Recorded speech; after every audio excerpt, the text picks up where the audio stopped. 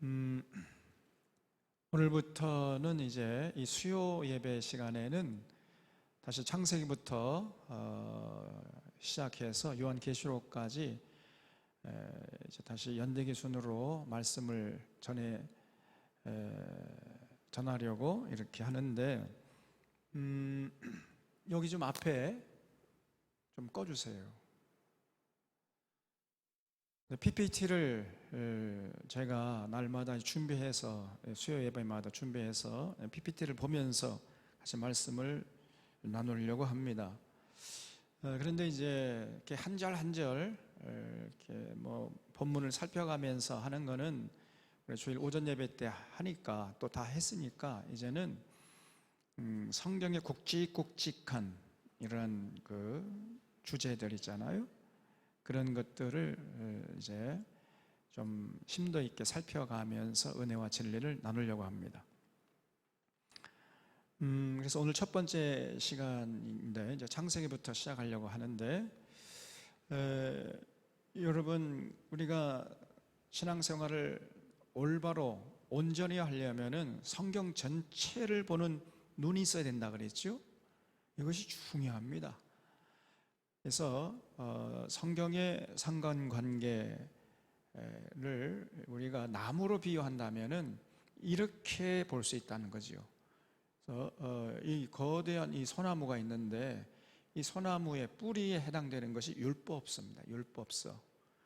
그리고 이렇게 줄기에 해당하는 것이 이제 역사서죠. 그리고 가지가 이제 예언서입니다. 예언서. 그리고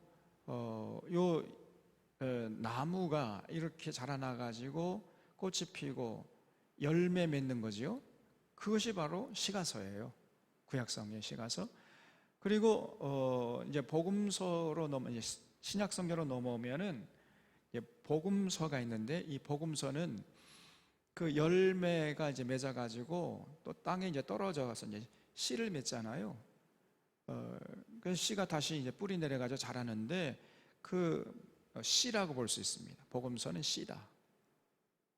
예수 그리스도, 또 성경의 진리, 예수님을 다른 말로 표현하면 성경의 진리의 총 집합체, 성경, 구약 성경의 총 진리의 집합체가 인격이 되신 분이죠.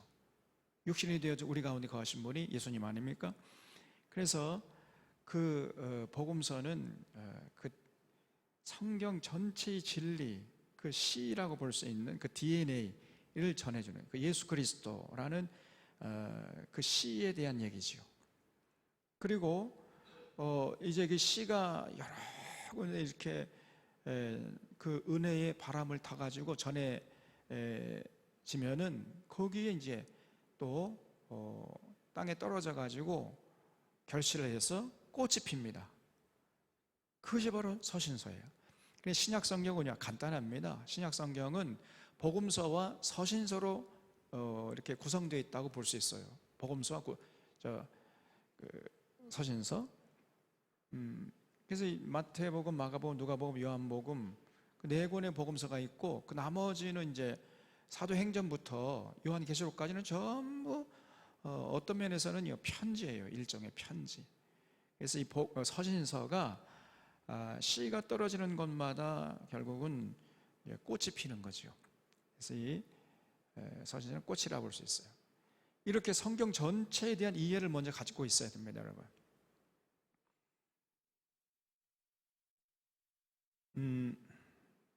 그래서 오늘은 이제 창세기를 이제 하려고 하는데, 이 창세기는요, 정말로 중요한 책입니다. 창세기는 신앙생활을 첫 번째로 출발하게 만들어주는 역할을 해요. 그러니까 창세기는 처음이에요, 처음. 그리고 마지막은 요한계시록이죠. 성경의 처음과 마지막, 알파와 오메가가 뭐냐? 창세기와 요한계시록입니다. 그래서 처음과 나중이에요. 그래서 이 창세기를 우리가 제대로 알고 믿어야 신앙생활이 시작되는 거예요. 그리고 요한계시록을 우리가 제대로 알고 믿어야 신앙을 제대로 하다가 결국은 꼬린점에 우리가 도착할 수가 있는 거죠. 그래서 창세기는 신앙의 처음이요, 요한계시록은 신앙의 마지막이다. 처음과 나중이에요. 그래서 이 창세기를 제대로 알고 믿어야 비로소 우리가 신앙생활을 온전히 시작할 수가 있게 됩니다. 그래서 반드시 창세기를 우리가 알아야 되죠. 창세기는 어떤 책이냐? 신앙과 신학을 위한 책입니다. 신앙과 신학을 위한 책. 그래서 자꾸 창세기를 가지고 과학적으로 접근하려고 그래요. 그건 굉장한 실수입니다. 창세기는 기본적으로 과학을 위해서 기록된 책이 아니고 하나님을 향한 신앙 고백의 책이요, 그래서 신학적인 책이에요. 과학책이 아닙니다. 신학책이다. 이거를 반드시 기억하셔야 돼요. 그래서 창세기 안에는 우리가 믿는 하나님이 어떤 분이시고 어떤 일을 하시고 어떤 자들의 하나님이 되시려는지, 그래서 아주 자세하게 기록되어 있어요. 그래서 우리가 창세기를 잘 알고 그를 받아들일 때 그런 하나님을 비로소 이제 신앙할 수가 있는 거죠. 하나님과 관계가 시작되고 하나님을 찬양하고 경배하고 하나님의 뜻을 따르고 이렇게 신앙생활이 시작되는 것입니다. 근데 창세기에서 계시하시는, 창세기에서 소개하시는 하나님은 우리의 상상을 초월해요. 정말 어마무시한 하나님이시단 말이에요. 그리고 우리가 한마디로 전지전능하신 하나님, 이렇게 표현하죠. 우리의 이성을 초월해요. 너무나 우리 하나님의 어떤 존재가 크기 때문에 우리 이성으로는 도저히 이해할 수가 없고 헤아릴 수가 없고 받아들일 수 없는 그런 분이라는 거예요. 그런 분을 소개하고 있습니다. 좀 이따 이제 자세히 살펴보겠는데, 그래서 이런 창세기에서 소개하시는 하나님을 우리가 온전히 받아들여야 돼요. 많은 사람들이 그냥 자기 이성으로 축소시킨 하나님을 믿고 있어요. 아닙니다. 여러분, 우리 이성의 범위를 초월해서 존재하시는 그 하나님, 그 광대무비하신 하나님을 우리가 여러분 상상의 날개를 펴가지고 생각해야 돼요. 그래서 그 하나님을 섬기려고 해야 됩니다. 우리 이성으로만 이해되고 그래서 이성 안으로 들어온 그 하나님, 그건 너무나 초라한 하나님이에요. 그런 하나님이 아닙니다. 성경에서 계시는 하나님이. 그리고 또 창세기는 이 땅의 모든 존재의 기원을 묻고 거기에 대한 답을 하고 있습니다. 그래서 우리의 이성과 과학을 넘어서는 창세기의 가르침을 살펴보고 그 창세기에서 소개하시는 하나님을 우리의 신앙 고백의 대상으로 삼아야 된단 말이에요.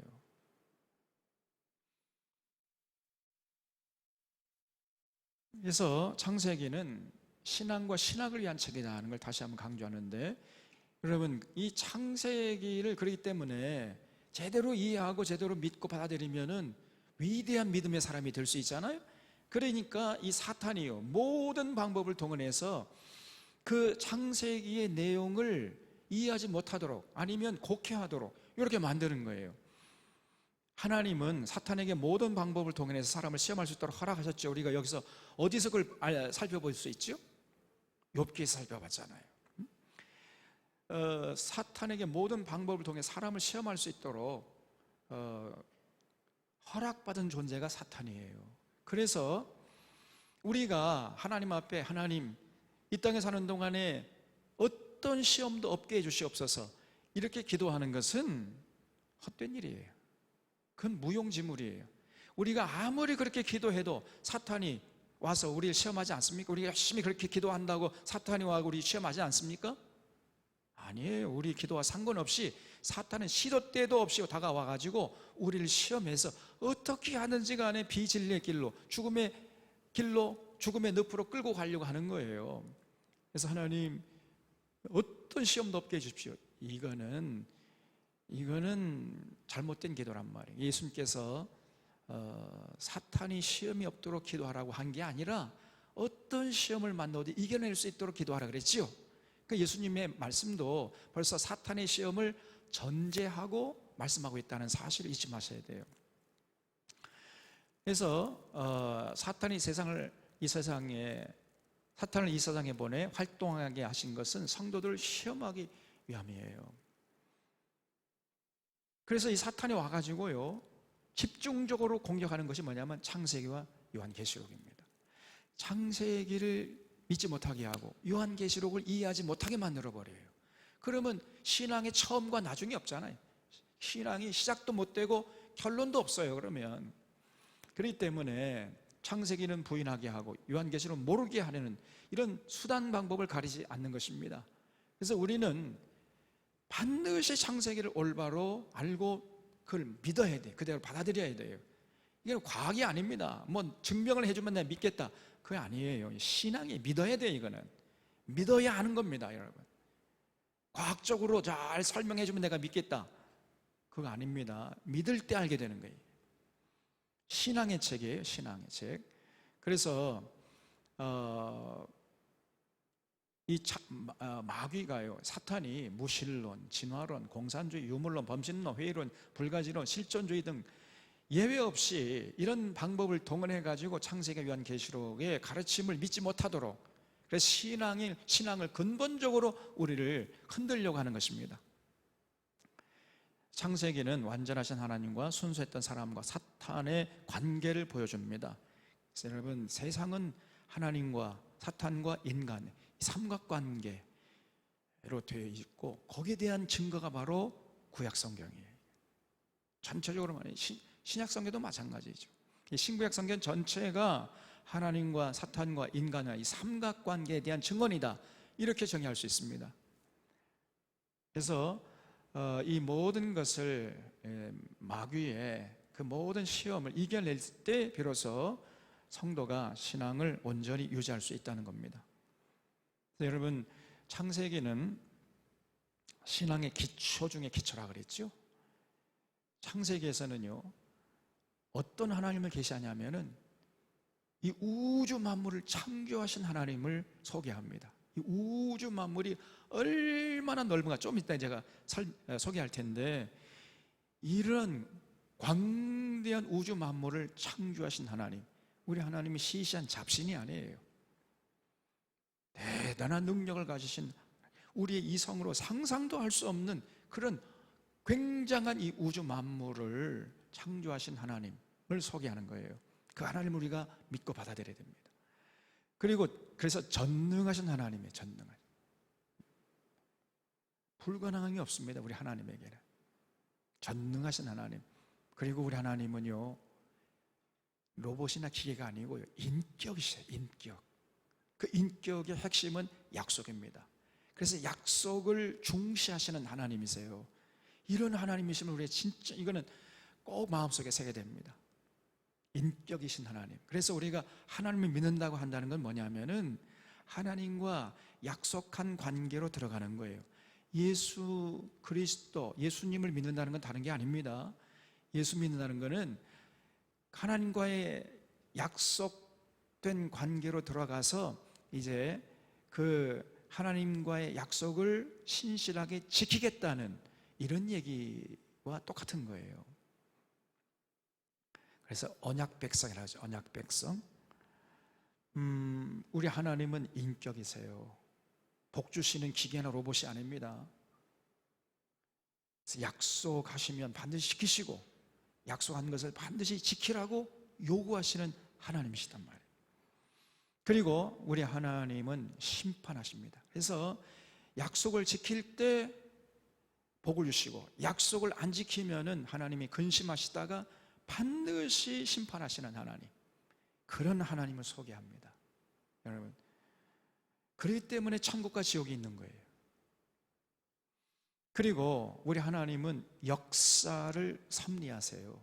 이 역사를 이제 이끌어 가시는데 모든 방법을 통해서, 특별히 이제 마귀도 동원해 가지고요, 우리 믿는 자들 때때로 시험하십니다. 그래서 마귀가 하나님께 우리를 시험하도록 허락받아 가지고 마귀가 와서 우리를 시험한단 말이에요.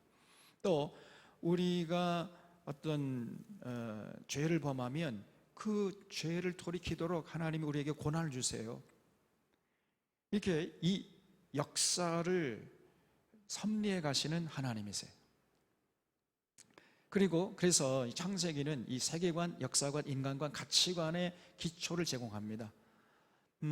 창세기에서 계시하신 하나님을 나의 하나님으로 고백할 때 비로소 하나님과 인격적인 교제가 시작되는 거예요. 다시 말해서 하나님과 이제 하나님이 우리에게 뭘 약속했고 뭘 요구하셨고, 그래서 내가 하나님과 어떤 약속을 했고 그 하나님의 요구를 들어드리겠다고 어떤 내용으로 약속했는지 그걸 비로소 알게 되는 거예요. 그래서 하나님과 인격적인 교제가 시작되는 것입니다. 창세기 가르침을 인정하지 않으면 건강한 신앙생활을 할 수가 없는 거지요. 그래서 창세기는 기원에 대한 책이라고 말씀드렸죠. 그래서 만물의 우주 만물이 어디서부터 왔느냐? 바로 하나님이 창조하셨다는 거예요. 여호와 하나님. 그리고 인류의 기원도 소개하고 있습니다. 그래서 아담과 하와 이래로 쭉 인류의 기원이 소개되어 있잖아요. 또 민족의 기원.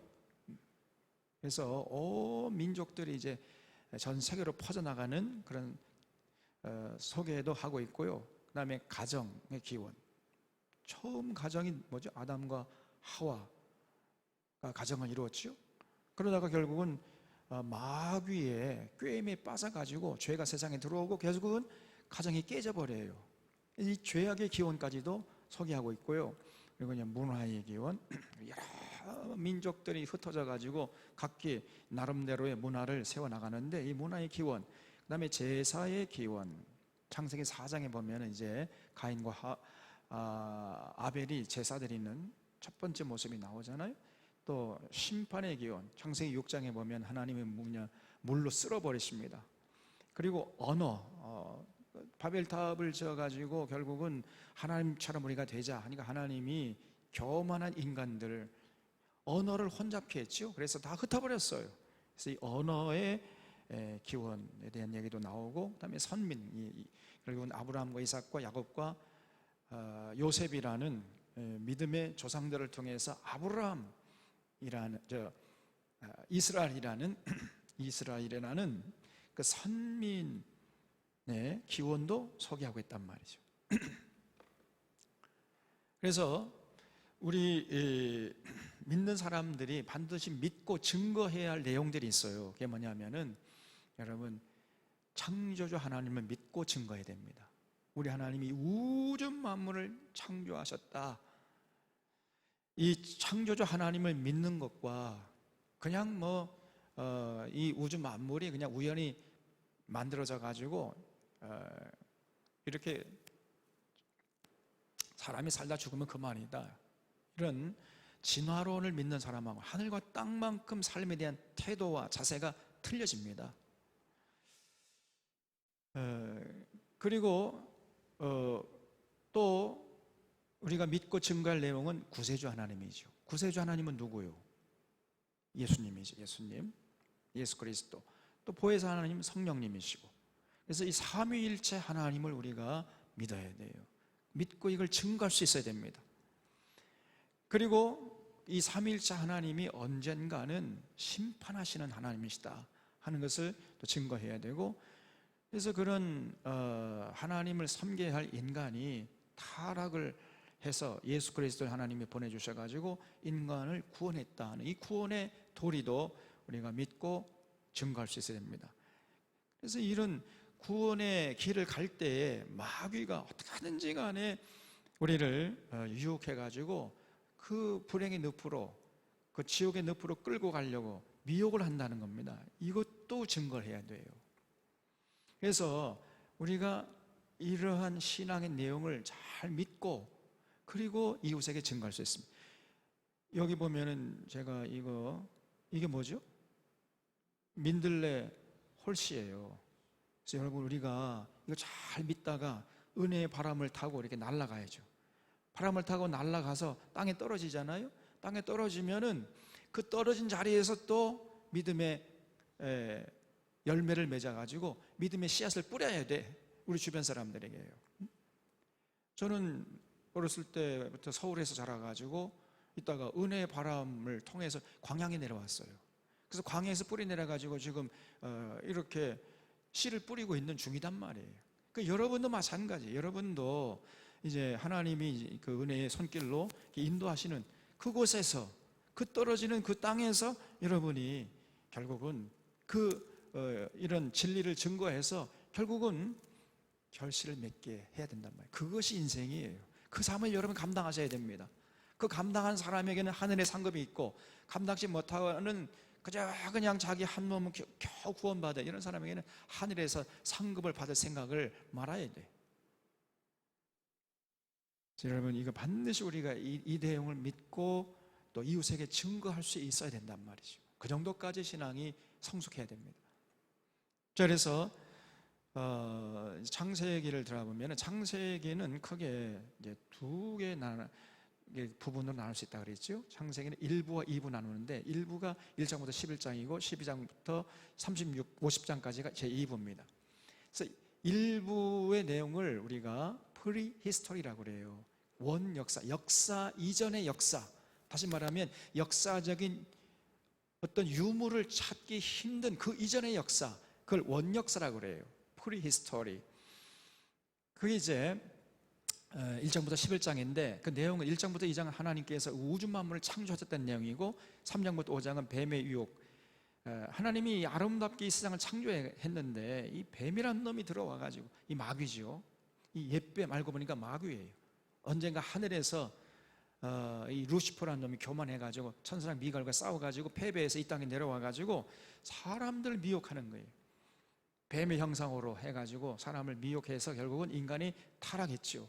그런 장면을 소개하고 있는 것이고 6장부터 11장은 결국은 죄가 온 인류에 편만하게 되니까 하나님이 이제 홍수를 보내가지고 심판하시고 노아의 후손들을 통해서 다시금 번창케 하셨죠.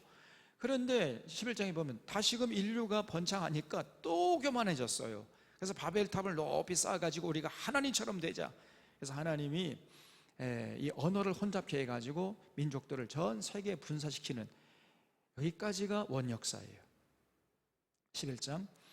그리고 이제 12장부터 50장까지는 바로 이렇게 하나님께 등을 돌린 인류를 다시 하나님께 돌아오게 하기 위해서 하나님이 선미를 조성하시는 과정이 기록되어 있어요. 그게 뭐냐면 아브라함과 이삭과 야곱과 요셉이라는 이런 사람들을 통해서 결국은 이스라엘 민족을 조성하시는 이런 하나님을 보게 되고, 이스라엘을 통해서 하나님께 등을 돌린 온 인류를 다시금 하나님께 돌아오게 하려는 원대한 계획을 실천해 나갔어요, 하나님이.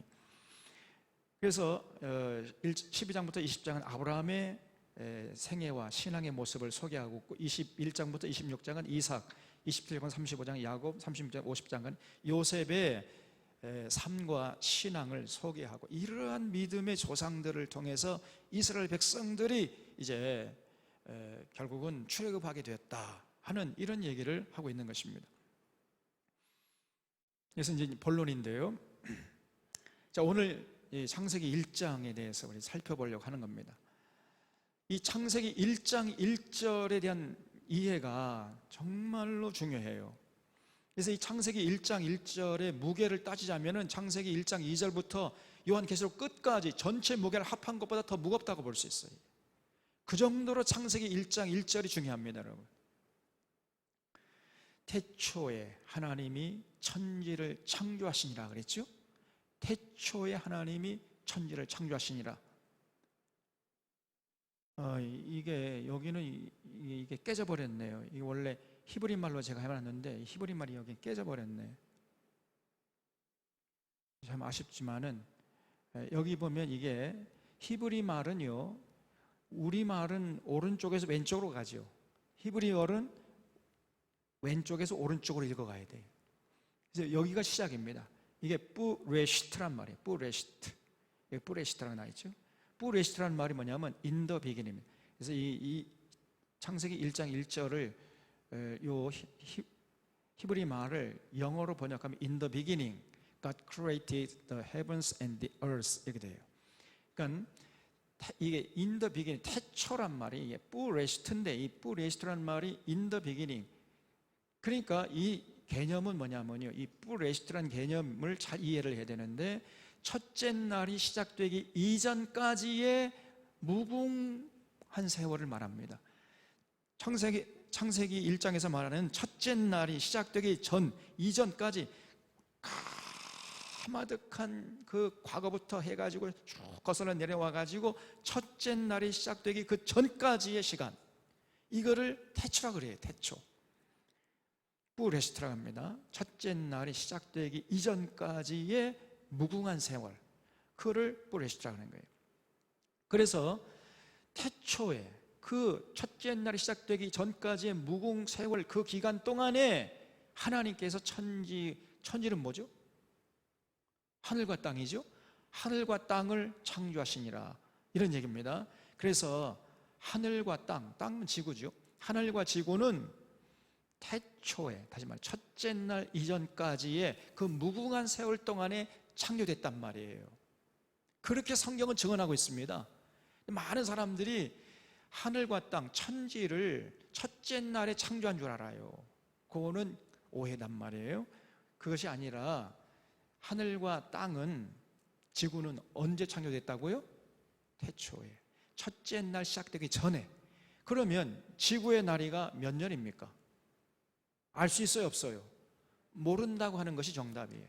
근데 자꾸만 이런 창조과학회나 이런 사람들이 자꾸 과학적으로 성경, 창세기를 이해하고 설명하려고 하는 이런 사람들이 지구가 6천년 됐다는 거예요.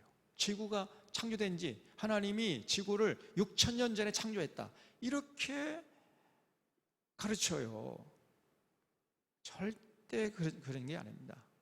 성경이 얘기하는 것은 이 하늘과 땅, 지구는 언제 창조된지 모른다라고 얘기하고 있어요. 그게 정답이에요. 왜냐하면 첫째 날이 시작되기 이전에 그 무궁한 세월 동안 어느 순간에 창조됐다는 거예요. 그러니까 언제 창조된지를 모른단 말이에요. 근데 그거를 6천년 전에 창조했다, 이 성경이 가르칩니다. 그거는, 그래서 지구의 나이는 얼마인지 모른다고 하는 것이 정답이에요. 지구 나이 6천년 주장하는 건 성경의 가르침이 아닙니다.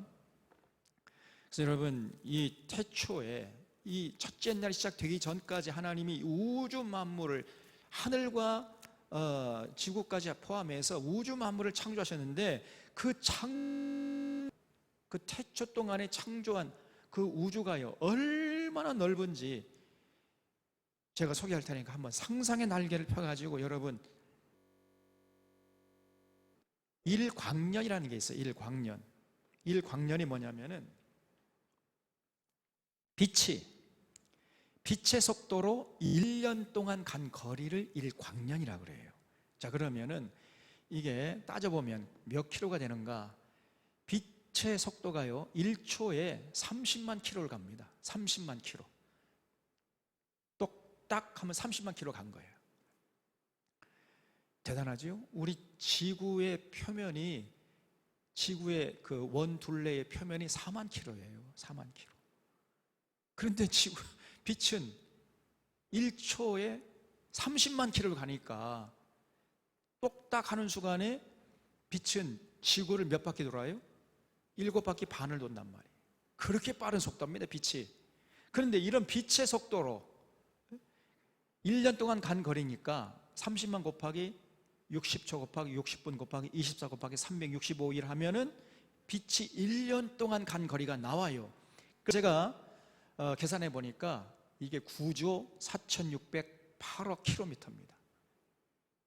빛이 1년 동안 간 거리가 9조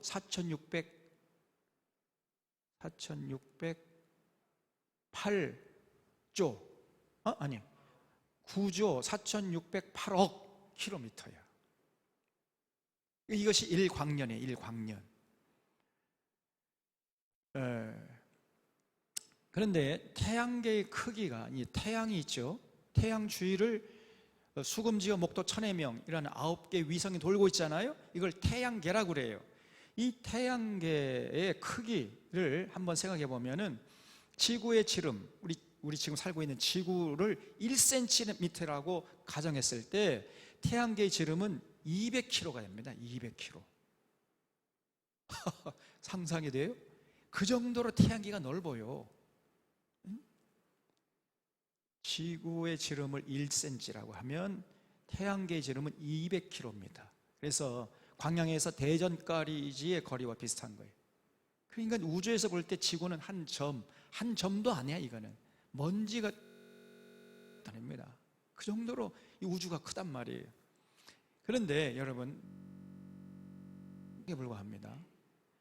태양이 속한 은하계에는 이런 태양 같은 별이 몇 개가 있느냐? 4천억 개가 돼요. 4천억 개. 이것도 지금 인간의 눈으로 확인한 것 4천억 개입니다. 4천억이 어느면 지구 인구수보다 60배가 많아요. 그러니까 지금 우리가 밤하늘에 보이는 이 반짝반짝이는 별들이 전부 다 하나의 태양계를 이루고 있는 거예요. 태양계. 근데 태양계가 서로 이렇게 별과 별들이 딱 붙어 있는 게 아니잖아요. 또 이게 떨어져 있잖아요. 태양계만 해도 태양 하나만, 태양을 중심으로 돌고 있는 이 위성, 이 태양계 지름이 지구의 지름이 1cm라고 했을 때 지름이 200km인데 이게 이제 멀리서 보면 태양이라는 별이 빛나고 있는 건데 이런 별들이 이 은하계에는 4천억 개가 있단 말이에요. 4천억 개. 딱딱 붙어 있는 게 아니라 또 떨어져 있어요. 이렇게. 그래서 이 태양 같은 별들이 4천 개가 모여가지고 우리가 은하계, 그런 별들의 모임을 은하라고 부르거든요. 그런데 이 우주에는 은하계 같은 또 다른 은하계가 있는데, 예컨대 안드로메다 같은 은하계가 또 있어요. 은하계가 몇 개가 있는가? 약 1조 개 이상 있다는 거예요. 1조 개. 예? 태양 같은 별들이 이 은하계에는 4천억 개가 있고 이 4천억 개의 별들의 무리 같은 또 별들의 무리들이 이 우주에는 1조 개 이상이 있다는 거예요. 이거는 지구 관측 가능한 숫자만 해서 1조 개입니다. 그 이상 벗어나는 것은 우리 눈으로 볼 수가 없어요. 그러니까 이 은하계라는 게 은하계뿐 아니라 이 우주가 얼마나 넓으냔 말이에요. 상상이 됩니까? 그래서 이 은하계의 지름을 재보면 10만 광년이에요. 10만 광년. 이 태양계 같은 별들이 4천억 개가 모여 있는데 그 은하계를 전부 지름을 재보니까 10만 광년. 인간도 참 대단하죠. 이거 어떻게 됐을까? 과학자들 머리가 대단하잖아요. 10만 년, 빛의 속도로 10만 년을 가야 은하계 이 끝에서 저 끝까지 갈 수 있단 말이에요. 10만 년. 1년도 아니고 10년도 아니고 100년도 아니고 1000년도 아니고 10,000년도 아니고 10만 년을 가야 돼. 빛의 속도로. 그래야 은하계를 벗어날 수 있는데 이런 은하계가 이 우주에는 1조 개 이상이 있다는 거예요. 1조 개. 상상이 됩니까? 그리고 태양계는 은하계 중심에서 약 3만 광년 떨어져 위치해 있습니다. 지구에서 보낸 우주선이 은하계를 벗어나려면 빛의 속도로 8만 년을 가야 은하계를 벗어날 수 있습니다. 빛의 속도로 8만 년 동안 가야, 우리가 8만 년 동안 살아있어야 돼. 인간은 뭐 100년이면 죽어버리잖아요. 1000년도 못 살고 10,000년도 못 사는데, 그럼 도저히 은하계를 벗어날 수가 없는 거죠, 인간이. 빛의 속도로 우주선을 만들 수 없을 뿐 아니라, 그럼 빛의 속도로 가는 우주선을 만든다 할지라도 우리가 8만 년 동안 살아있어야 돼. 도대체 살아있을 수가 없잖아요. 그러니까 은하계 저편에 또 다른 은하계가 1조 개가 있는데 그 다른 은하계 속에는 도대체 어떤 일이 일어나고 있는지를 알 수가 없단 말이에요. 이러한 어마무시한 우주를 만드신 분이 누구라고요? 그분이 하나님이라는 거예요. 그런 대단한 분이 하나님이세요. 우리가 시시한 하나님 믿는 게 아닙니다. 그래서 여기 이제 미국의 보이저 1, 2호를 발사했잖아요. 1900 이제 초속 18km. 빛의 속도에 비하면 이건 택도 없죠. 30만 km인데 이거는 보이저 1, 2호는 초속 18km로 달리고 있습니다. 45년 날고 있는데 현재 태양계를 지나서 태양을 벗어나가지고 또 다른 태양 주변에 있는 날아가고 있는 중이란 말이에요. 성간을 여행하고 있습니다. 각각 지구로부터 152AU인데 AU는 1AU는 태양부터 지구까지 거리를 1AU라고 그래요. 지구로부터 152AU 떨어진 지점을 지금 통과하고 있단 말이에요. 약 10년 정도 앞으로 더 비행할 수 있답니다. 지구의 물체가 태양계, 그러니까 태양이라는 태양계를 벗어나서 이 은하계 안에 있는 또 다른 옆에 있는 별로 들어가는 것을 우리가 보려면은 앞으로 최소 50년은 더 있어야 돼. 여러분 50년 더 살아 있어야 이제 보이저 1, 2호가 태양계를 벗어나서 그 옆에 있는 또 다른 별로 가는 것을 볼 수 있단 말이에요. 50년을 더 기다려야 돼. 근데 이러한 그 태양이라는 별하고 바로 옆에 있는 별이라는 이 별들의 모임이 이 은하계에는 4천억 개가 있다는 거예요. 4천억 개. 그리고 그런 4천억 개가 모인 그 별들의 모임이 1조 개 이상 또 우주에 있다는 거죠. 상상이 됩니까? 그래서 미국 나사에서 2030년에 인터스텔라 프로브라는 우주선을 발사할 계획을 갖고 있습니다. 왜냐하면 지금 너무 이 속도가 느리니까요. 그래서 보이저 1, 2호보다 5배 빨라 초속 90km로 비행할 수 있는 우주선을 만들어 가지고 발사할 계획을 하고 있는데, 그래서 1000AU까지 비행하고 50년 이상 생존하는 우주선을 만들어서 발사하려고 계획하고 있다는 거예요. 그래서 1000AU를 목표로 하는 것은 태양계를 넘어서, 그러니까 태양이라는 별을 넘어서 옆에 있는 다른 별로 가볼 수 있도록 계획하기 위해서 이제 인터스텔라 프로브라는 우주선을 발사 계획을 갖고 있다, 그런 거죠. 그러니 기껏해야 인간이요, 지금 태양이라는 별과 그 옆에 있는 그 별로 지금 날아가 보려고 온갖 지혜를 모으고 있는 이런 수준이에요. 그런데 이 은하계 안에는 4천억 개라는 별이 있단 말이에요. 그리고 이 은하계를 벗어나려면은 약 8만 광년이라는 빛의 속도로 8만 년을 가야 돼. 그런데 그러한 은하계가 이 우주에는 1조 개 이상이 있다는 거예요. 1조 개. 이러한 우주를 만드신 분이 우리가 믿는 하나님이세요. 여러분, 그 하나님을 여러분의 아버지라고 고백하는 것입니다. 그 하나님이 여러분의 이름을 알고 계시고 여러분과 함께 하시겠다고 약속하시는 거예요. 그러니 그 하나님 앞에 나올 때 그래 아무 생각 없이 나올 수 있겠습니까? 그런 하나님을 믿는다면 우리가 두렵고 떨림으로 하나님에 나올 때는요, 정말 온 몸과 마음을 준비해서 나와야 된단 말이죠. 여러분, 은하계가 하늘을 보면 밤하늘이 이렇게 별들이 많아요. 여기 어느쯤에 태양이 있는 거예요. 태양이. 이 태양이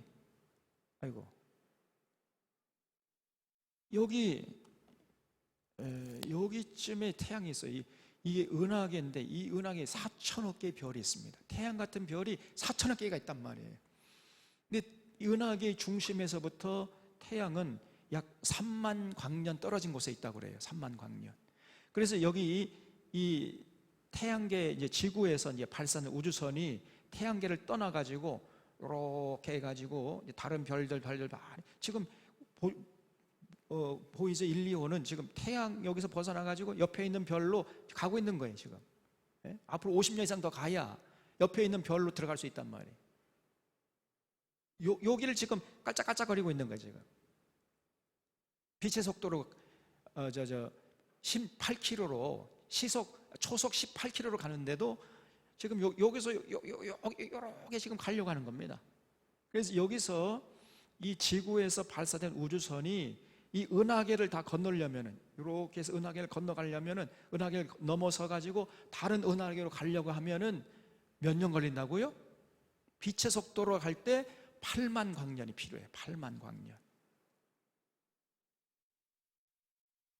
그러니까 우주가 얼마나 넓은지 우리 이성으로 상상하기가 힘들어요. 그래서 여기 은하계인데 태양 중심에서부터 태양계는 약 3만 광년 떨어진 곳에 있습니다. 그래서 이 태양계 속에 있는 지구에서 은하계를 벗어나려면 8만 광년이 필요합니다. 8만 광년.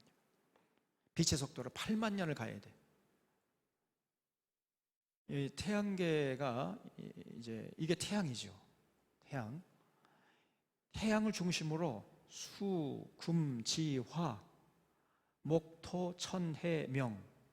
명왕성 보입니까? 여기 조그만 게 이렇게 이제 돌고 있잖아요. 위성이. 그래서 이게 태양계야. 그래서 이 태양계의 지름을 여기서부터 여기까지 여기 지름을 이렇게 쭉 살펴보면요, 지구, 이게 지구거든요. 지구를 1cm로 할 때에 여기가 200km가 된다는 거예요. 200km. 근데 지구가 1cm가 아니잖아요. 이렇게 태양계가 넓습니다. 그런데 이런 태양계가 이 은하계에는 4천억 개가 있다는 거예요. 그리고 이런 은하계가 또 우주에는 1조 개 이상이 있단 말이에요. 그래서 여러분 여기 수성, 금성이 있고 지구.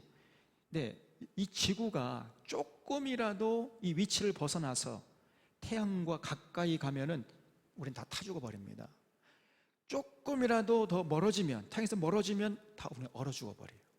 절묘하게 이 지구가 가깝지도 않고 멀지도 않고 이런 그 아주 균형 잡힌 거리를 유지하면서 이렇게 궤도를 돌아갈 때 우리가 생존할 수 있는 거예요. 조금이라도 가까워지거나 멀어지면은 얼어 죽거나 타 죽어버려요, 우리가. 그러니까 여러분, 이게 그냥 우연히 만들어졌겠냔 말이에요. 그걸 믿는 것이 진짜 더 큰 믿음이야. 그래서 오히려 진화론을 믿는 게 큰 믿음이 필요합니다. 차라리 창조를 믿는 것이 훨씬 적은 믿음 가지고 믿을 수 있어요. 이것이 그냥 우연히 이렇게 만들어졌겠냐고요. 그리고 이 지구하고 수금지 화성이죠. 화성은 뭐 태양에부터 멀어지겠는데 여기는 뭐 완전히 뭐 얼음밖에 없겠죠. 꽁꽁 얼어버린 거죠. 그 다음에 목성하고 화성 사이에 까마득한 옛날에는 또 하나의 위성이 돌고 있었는데 어느 순간에 이런 어떤 혜성에 부딪혀 가지고요 산산조각이 나버린 겁니다. 그래서 이런 그 목성하고 화성 사이에 이런 산산조각 난 소행성들의 궤도 모임이 있어요. 수천억 개가 있어요. 조각이 파편이 돼가지고 이렇게 궤도를 통해서 돌고 있습니다, 여러분. 이걸 소행성대라고 그래요. 소행성대. 그래서 이 수성, 수금지, 화, 그다음에 목성과 화성 사이에 이런 소행성대가 있습니다. 이 소행성대에서 돌고 있는 어떤 파편들이 어느 날 밤하늘에서 우리 지구로 떨어져요. 지구의 중력에 의해서 떨어지면은 우리가 딱 여름에 보면은요 하늘에서 슉 별똥별을 그리면서 하늘이 저쪽 동편에서 서편으로 가는 별똥별 볼 수 있죠. 그게 바로 여기 이 소행성대에서 떠돌던 조그마한 파편들이 결국은 지구로 떨어지는 겁니다. 이렇게 되어 있어요, 태양계가. 근데 이런 태양계가 이 은하계에는 4천억 개가 있다는 거예요.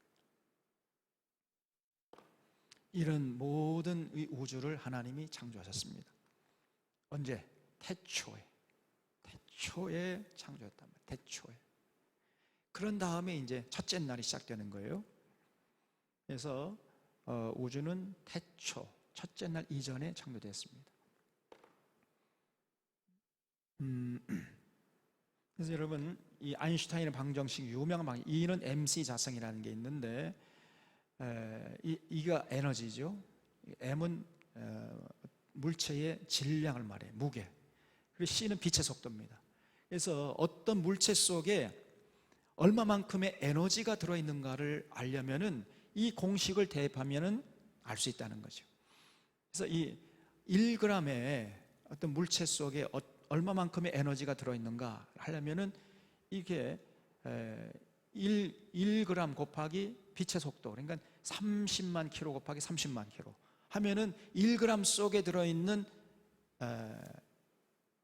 에너지가 나옵니다. 그래서 여러분, 빛과 물질과 에너지의 상관관계를 밝힌 방정식인데 정말 이 아인슈타인이 위대한 거죠. 어떻게 이걸 만들었을까요? 그래서 예를 들어서 1g의 1원짜리 동전에는 얼마만큼의 에너지가 들어있을까 계산해 보면요, 아까 말씀드린 대로 1g 곱하기 30만 곱하기 30만 곱하면은 어떻게 되냐면 그 1g 속에 동전 속에 들어있는 물질을 에너지로 변환시키면 얼마나 되는가 하면 1세대당 월간 소비 전력량을 300kW라고 할 때 83,000세대가 사용할 수 있는 에너지가 1g의 동전 속에 들어있단 말이에요. 그리고 잠실 야구장 정도 되는 목욕탕, 잠실 야구장에 물을 가득 채워가지고 0도부터 100도까지 끓게 할 수 있는 에너지가 1g의 동전 속에 들어있습니다. 그렇게 어마어마한 에너지가 조그마한 물체 속에 들어있는 거예요. 그래서 에너지가 그 속에 조그맣게 포집되어 들어가지고 고체가 된 것이, 그것이 물체야. 그래서 물체와 에너지의 상관관계를 밝힌 사람이 아인슈타인인데, 또 승객을 가득 태운 전보 비행기를 서울에서 제주 사이 248번 왕복하게 할 수 있는 에너지가 1g의 동전 속에 들어있습니다. 보잘것없는 한 조각의 돌에도 길거리를 날려버릴 만큼의 막대한 에너지가 숨어 있는 것이에요. 이 방정식을 활용해서 지금 우리가 이용하고 있는 것이 핵발전소인 것입니다. 그래서 이 방정식의 또 하나의 의미는 가역적이라는 것인데, 아까 제가 여러분, E는 MC 자승, 이거는 이쪽으로 갈 수 있고 이쪽으로 갈 수 있다는 가역적이라는 말은, 근데 이거는 하나님만 할 수 있어요. 가역적이라는 말을 할 때 하나님은 가역적이에요. 근데 인간은 절대로 가역적이게 할 수가 없단 말이에요. 다시 말씀드려서 하나님은요, 이 우주 속에 다 퍼져 있는 에너지를 포집해 가지고 이 조그마한 물체 속에 차곡차곡 집어넣을 수 있는 능력이 있어요. 그래서 이 에너지를 이쪽으로 집어넣고 또 집어넣은 에너지 이쪽으로 뽑아내고 할 수 있는 능력이 하나님에게 있지만은, 인간에게는 이 에너지, 이 조그마한 물체 속에 들어있는 에너지를 이쪽으로 뽑아낼 수 있는 능력은 있지만은, 이 우주에 퍼져 있는 에너지를 포집해 가지고 조그마한 물체 속에 집어넣을 수 있는 능력은 있어요, 없어요? 없다는 거예요. 그래서 비가역적이에요. 인간은 비가역적이고 하나님만이 가역적이에요. 무슨 말 이해가 되시죠? 그래서 여러분, 이렇게 조그마한 공간 속에 우주에 가득 찬 에너지를 조그맣게 포집해가 잘라가지고 거기에 조그만 공간 속에 이런 어마무시한 에너지를 다 집어넣을 수 있는 것은 인간의 머리는 도저히 불가능하단 말이에요. 단지 그 조그만한 공간 속에 농축되어 있는 에너지를 조금씩 빼서 쓸 수 있는 능력은 있죠, 인간에게. 그것이 핵발전소예요. 그런데 그 정반대로는 도저히 할 수가 없단 말이죠. 이거 하나님만이 할 수 있습니다.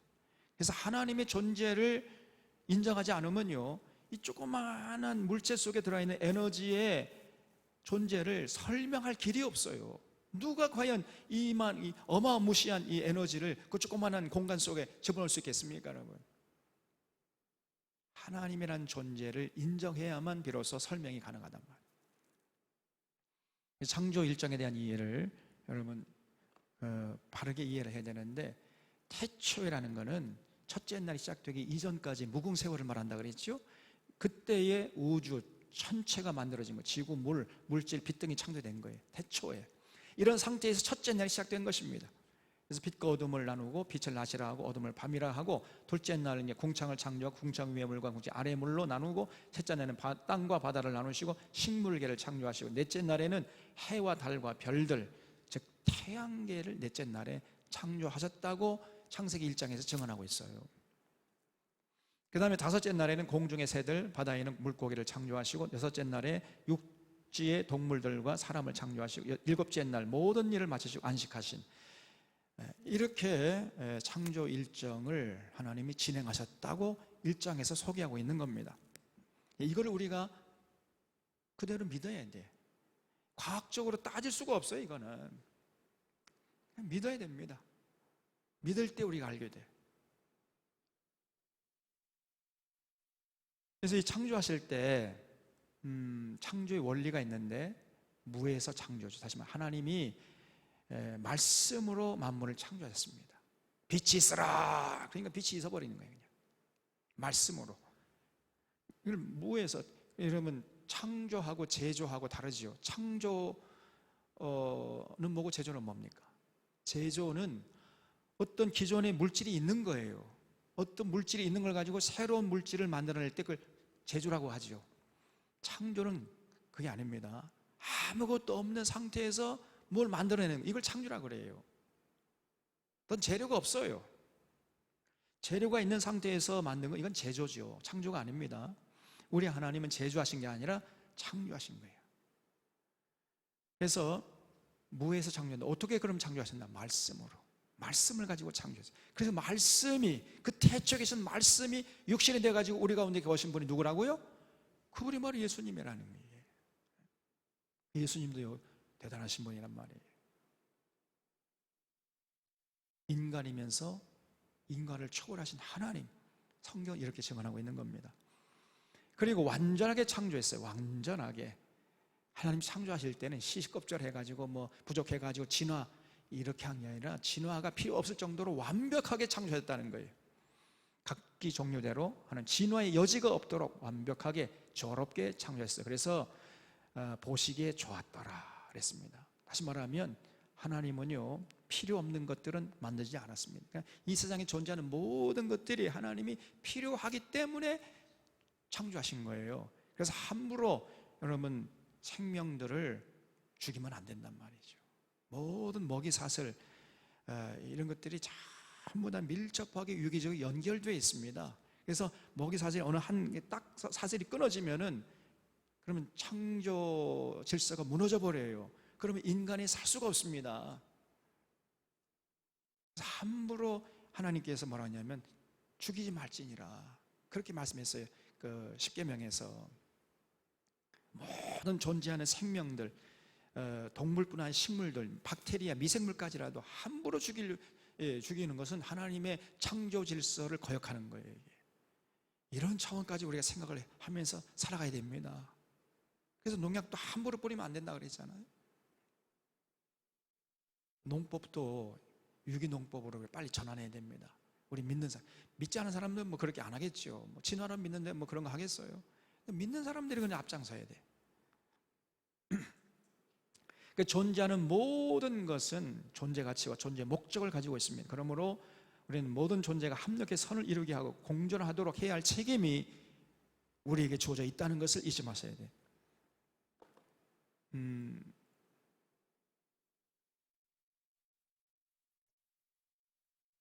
자, 그래서 창세기 1장에서 여러분 우리가 반드시 짚고 넘어야 할 주제가 있는데, 하나님의 형상이라는 말이에요.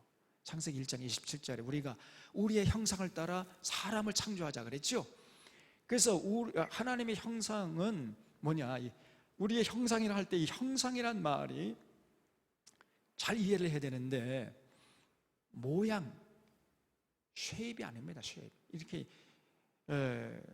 겉으로 눈으로 보이는 그 모양이란 말이 아니고, 그 존재가 풍겨내는 어떤 이미지가 있잖아요. 그 이미지란 말이에요. 우리가 우리의 이미지를 따라서 인간을 만들자 이렇게 말씀하신 것이지, 우리의 모양대로 사람을 만들자, 그러니까 이렇게 이해하기 때문에, 모양으로 이해하기 때문에 어떤 이단에서는요, 우리 인간을 보면 하나님이 하나님의 모양을 따라서 인간을 만들었기 때문에 역으로 인간을 보면 하나님이 어떻게 생긴지 알 수 있다는 거예요. 그러니까 하나님이 인간처럼 생겼다는 겁니다. 그런 얘기가 아니에요. 1장 27절에 1장 27절 한번 살펴보세요. 1장 27절에 하나님이, 자 1장 27절 다 같이 한번 읽어보겠습니다. 시작. 하나님이 자기 형상 곧 하나님의 형상대로 사람을 창조하시되 남자와 여자를 창조하시고 그랬죠? 여기서 형상이란 말이 나오는데, 형상이 하나님이 인간처럼 이렇게 생겼다는 얘기가 아니란 말이에요. 쉐입이 아니란 말이에요. 쉐입이. 이거는 이미지라는 거예요. 하나님의 이미지를 따라서 만들었어요. 그래서 인간을 보면 인간 속에서 어떤 하나님의 이미지가 느껴지도록 그렇게 인간을 창조했단 말이에요. 쉐입 모양이 아닙니다. 그리고 1장 28절부터 29절 이 말씀이 너무너무 중요한데, 여기에는 하나님의 첫 번째 명령과 두 번째 명령이 여기 기록되어 있어요. 첫 번째 명령이 28절에 나오는데 28절 같이 한번 읽어보겠습니다. 시작. 하나님이 그들에게 복을 주시며 하나님이 그들에게 이르시되 생육하고 번성하여 땅에 충만하라. 땅을 정복하라. 바다의 물고기와 하늘의 새와 땅에 움직이는 모든 생물을 다스리라 하시니라. 이것이 하나님이 인간을 창조하신 다음에 첫 번째 하신 명령이에요. 우리 하나님은 약속을 중시한다 그랬죠? 그래서 명령하면 반드시 지킬 것을 기대하세요. 우리가 반드시 이걸 지켜야 됩니다. 그래서 인간이라 하면 이 세상에 태어나서 생육하고 번성하고 충만케 하는 그 사명을 감당해야 돼요. 이 결혼을 이제 장성하면은 남자와 여자가 결혼해서 부모 곁을 떠나서 결국 가정을 이루어 가지고 또 다른 자기의 똑같은 DNA를 가진 또 다른 생명체를 이렇게 자꾸 만들어내 가지고 번성케 할 사명이 주어져 있단 말이에요. 모든 인간에게는 이게 첫 번째 우리에게 하신 명령이에요. 근데 오늘날 이 대한민국 사람들이 이 첫 번째 명령부터 벌써 거부하고 있습니다. 장성했는데도 시집도 안 가려고, 장가도 안 가려고 그래. 또 장가 가도, 시집 가도 아기를 안 낳으려고 그래요. 이거는 벌써 하나님의 첫 번째 명령을 거부하는 겁니다. 그러니 신앙생활이 되겠냐 그 말이에요. 이게 첫 번째 명령부터 거부하는데, 생육하고 번성해 땅에 충만하라. 땅을 정복하라. 땅의 모든 생물을 다스리라. 그러려면은 생육하고 번성하고 충만해야 돼요. 그래서 여러분 자녀를 잘 낳아가지고 잘 키워가지고 결혼시켜서 자손을 번창케 하도록 그렇게 할 책임이 우리에게 주어져 있다 하는 거 잊지 마셔야 돼. 이게 첫 번째 명령이에요. 두 번째 명령은 뭐냐면요, 그렇게 하려면은 우리가 건강해야 되잖아요. 그래서 하나님이 두 번째 명령 하신 것입니다. 두 번째 명령이 뭐예요? 29절 한번 읽어보겠습니다. 시작. 하나님이 이르시되 내가 온 지면에 씨 맺는 모든 채소와 씨 가진 열매 맺는 모든 나무를 너희에게 주노니 너희의 먹을거리가 되리라. 하나님은 우리에게 양식을 주셨다는 거예요. 우리가 양식을 먹어야 육체를 건강하게 유지할 수 있잖아요. 그래서 건강한 육체를 계속 보존하고 유지하기 위해서는 하나님이 먹으라고 한 게 뭐냐면 씨 맺는 채소와 나무 열매, 다시 말하면 곡식, 과일, 채소를 먹으라. 채식하라고 그랬어요, 하나님이. 이게 두 번째 명령이에요. 하나님이 이 우주 만물을 창조하시고 다음에 첫째 날부터 일곱째 날까지 해가지고 창조하신 다음에 그 다음에 인간에게 하신 첫 번째 명령, 두 번째 명령이 뭐냐? 생육 번성 땅에 충만하라. 그러기 위해서는 너희들이 육체가 건강하고 정신이 건강하고 영혼이 건강해야 되기 때문에 그러기 위해서는 반드시 먹을 것을 가려서 아무거나 먹지 말고 곡식, 과일, 채소를 먹어라. 이게 하나님이 명령하신 겁니다. 하나님의 모든 명령은 누구를 위한 거예요? 우리를 위한 거예요? 하나님을 위한 거예요? 우리를 위한 것입니다. 그러니까 반드시 우리가 이걸 지켜야 돼.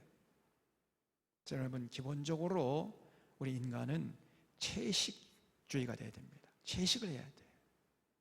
벌써 육식한다는 거. 예수 믿고 그냥 고기 좋아하고, 어떤 목사님들은 개고기를 이렇게 좋아한다니까. 벌써 이 기본적으로 신앙에 문제가 있는 거예요.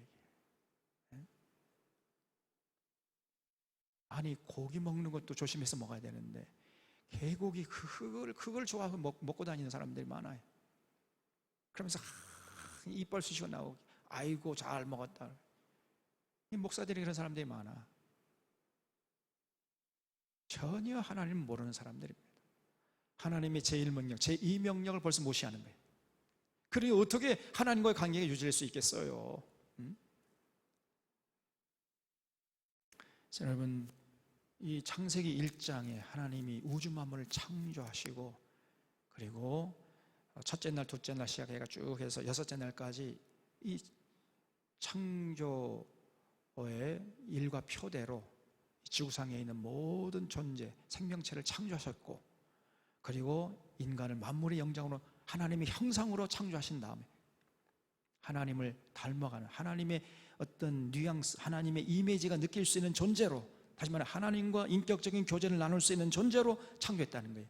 이미지라는 말이 다른 게 아니라 하나님과 인격적인 존재가 가능한 그런 존재로 창조했다는 거예요. 그래서 오직 인간만이 하나님을 찾고 하나님을 경배하려고 하고 하나님의 말씀에 순종하려고 하는 겁니다. 인간만이. 근데 인간이 돼가지고 하나님을 찾지도 않고 경배하지도 않고 하나님의 명령에 순종하지도 않고, 그건 인간이라고 할 수가 없는 거예요. 이게. 그건 개돼지나 이런 짐승이랑 똑같은 거죠. 인간의 독특성은 바로 이런 우주 만물을 창조하신 하나님을 인정하고 경배하고 그 뜻을 받들려고 하는 데에 있는 것입니다. 인간이 돼가지고 나 하나님 믿지 못하겠다, 하나님 섬기지 않겠다, 그거는 인간이라고 볼 수가 없는 것이요. 그래서 하나님의 창조, 그리고 인간을 창조할 때 하나님의 형상으로 창조했다 하는 이 진리, 그리고 그 인간에게 첫 번째, 두 번째 명령, 생육 번성 충만하라. 그리고 그러기 위해서는 음식을 구별해서 먹어라, 곡식, 과일, 채소 먹어라. 이런 굉장히 중요한 내용이 1장에 담겨 있어요. 이거를 그대로 믿고 받아들여야 돼. 그럴 때 신앙생활이 시작되는 것입니다. 이거를 부인하거나 이거를 의심하거나 주저하거나 그러면 그 사람은 언제나 신앙생활이 시작이 안 돼요. 벌써 될 리가 없습니다. 그래서 우리 사랑하는 사랑의 교우들은 창세기 1장의 내용을 그대로 믿고 받아들여서 그 하나님을 섬기고 그 하나님의 명령을 잘 순종해서 하나님과 인격적인 관계를 더 돈독하게 유지해 나가는 귀한 인생들이 될 수 있기를 바랍니다. 기도하겠습니다.